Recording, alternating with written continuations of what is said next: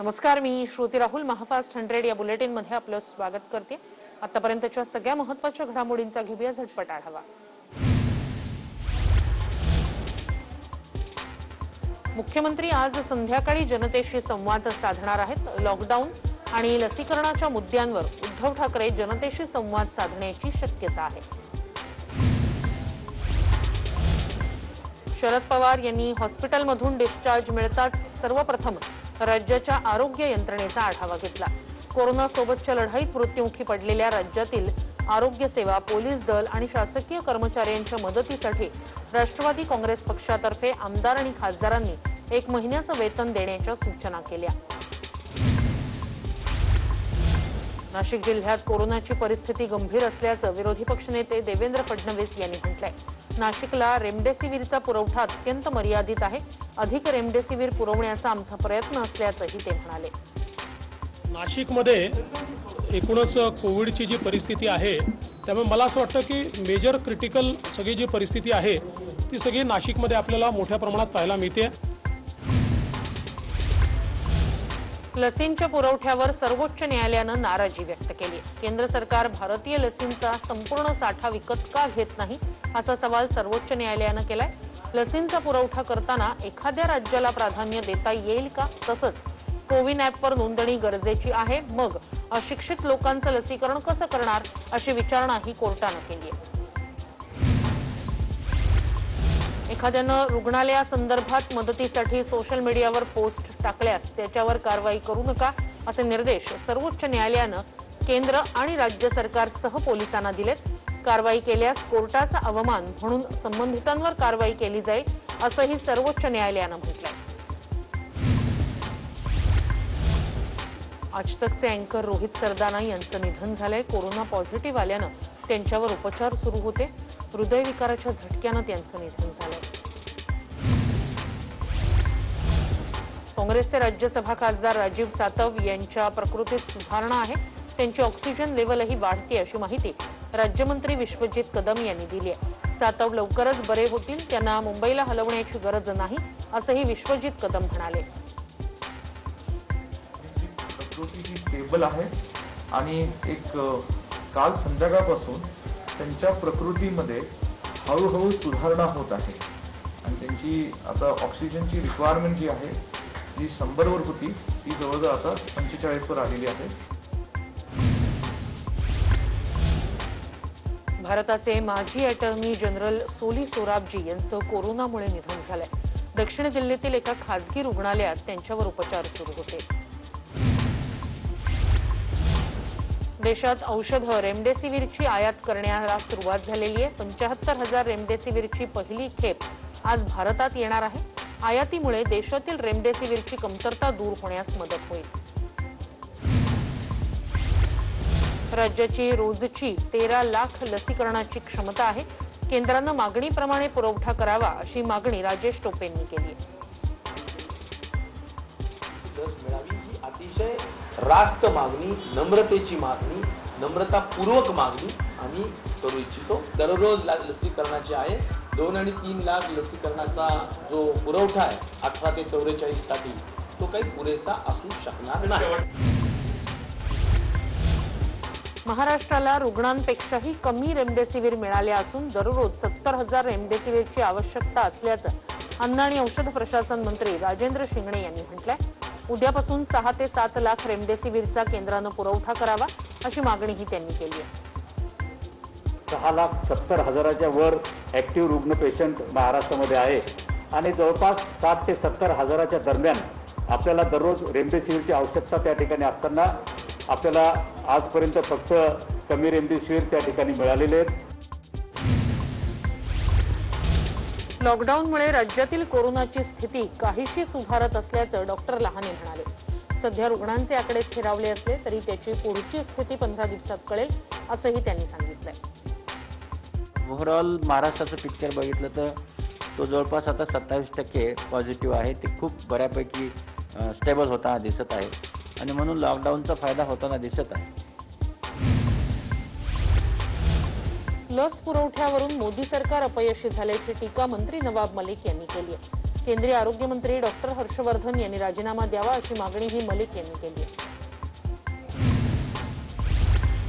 भाजप आमदार गोपीचंद पडळकर यांनी मुख्यमंत्र्यांना पत्र लिहिलंय. 11 मे पर्यंत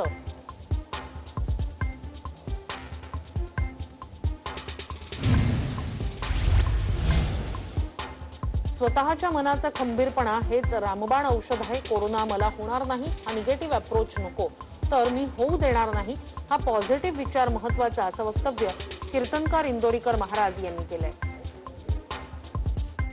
स्वतःच्या मनाचा खंबीरपणा हे त्यावरचं एक रामबाण औषध आहे.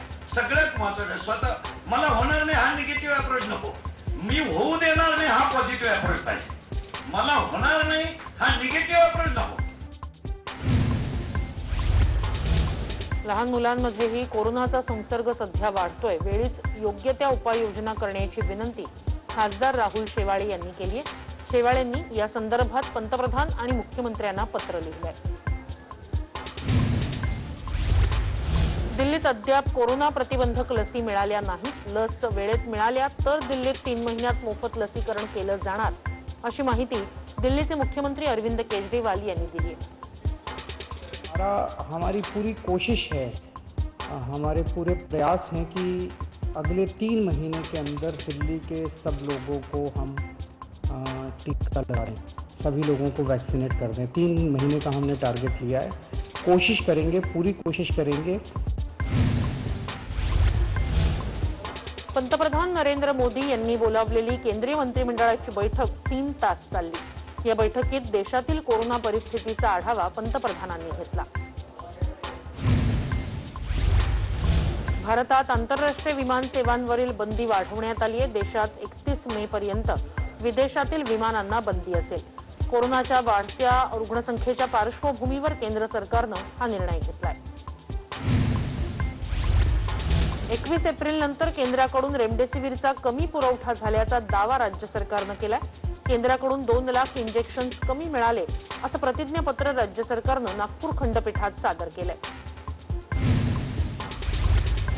कोरोना लसीकरणासंदर्भात महत्वाची बातमी आहे. लसीकरण मोहिमेची रणनीती बदलण्याची शक्यता आहे. लसीचा एकच डोस पुरेसा आहे, दुसऱ्या डोसची गरज नसल्याचं पेन इन्स्टिट्यूट ऑफ इम्युनॉलॉजीनं संशोधनाची बातमी प्रसिद्ध केली आहे. केंद्र सरकारकडून पुरवली जाणारी लस फक्त शासकीय लसीकरण केंद्रांवरच वापरता येणार आहे. खासगी हॉस्पिटलमध्ये असलेला जास्तीचा साठा सुद्धा राज्य सरकार परत घेणार आहे. खासगी रुग्णालयांना उत्पादक कंपन्यांकडून कोरोना लस खरेदीस परवानगी देण्यात आली. नव्या नियमावलीनुसार केंद्राची लस फक्त सरकारी केंद्रांवरच वापरता येणार असल्यानं खासगी रुग्णालयांनी लस खरेदी करायचा निर्णय घेतला आणि त्यासाठी ती लस त्यांना खरेदी करावी लागणार आहे. राज्यात येणाऱ्या परप्रांतीय मजुरांची नोंदणी करण्याचे आदेश मुख्यमंत्र्यांनी दिलेत. मूळ गावी गेलेले मजूर परत येतील तेव्हा जिल्ह्यात नोंदणी करण्याच्या सूचना जिल्हाधिकाऱ्यांना दिल्या आहेत. राज ठाकरेंनी पहिल्या लाटेच्या वेळीच परप्रांतीयांच्या नोंदणीची मागणी केली होती. आता कोरोना वाढल्यावर सरकारला हे पुन्हा सुचलं हे चांगलं आहे असा टोला नितीन सरदेसाई यांनी ठाकरे सरकारला लगावलाय. आमदार रोहित पवार यांनी अहमदनगर जिल्हा रुग्णालयाला भेट दिली. कोरोना रुग्णांची भेट घेतल्यानंतर रुग्णालयातील समस्या मंत्र्यांच्या कानावर घालणार असल्याचं आमदार पवार यांनी सांगितलंय. दिल्लीत राष्ट्रपती राजवट लावा अन्यथा रस्त्यांवर मृतांचा खच पडेल अशी मागणी सत्ताधारी आपचे आमदार शोएब इक्बाल यांनी केली आहे. दिल्लीत कोरोनामुळे भीषण परिस्थिती निर्माण झाल्यानं त्यांनी उच्च न्यायालयाला ही विनंती केली आहे.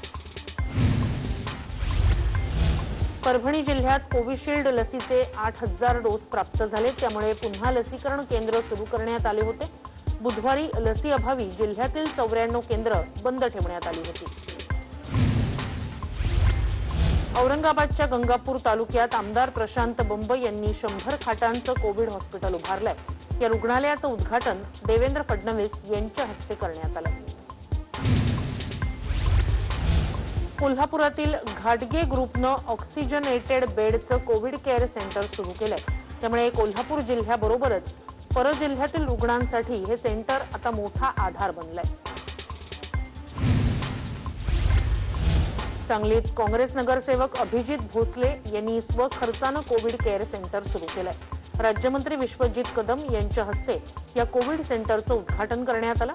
30 बेडच्या या कोविड केअर सेंटरमध्ये सर्व सुविधा मोफत देण्यात येत आहेत।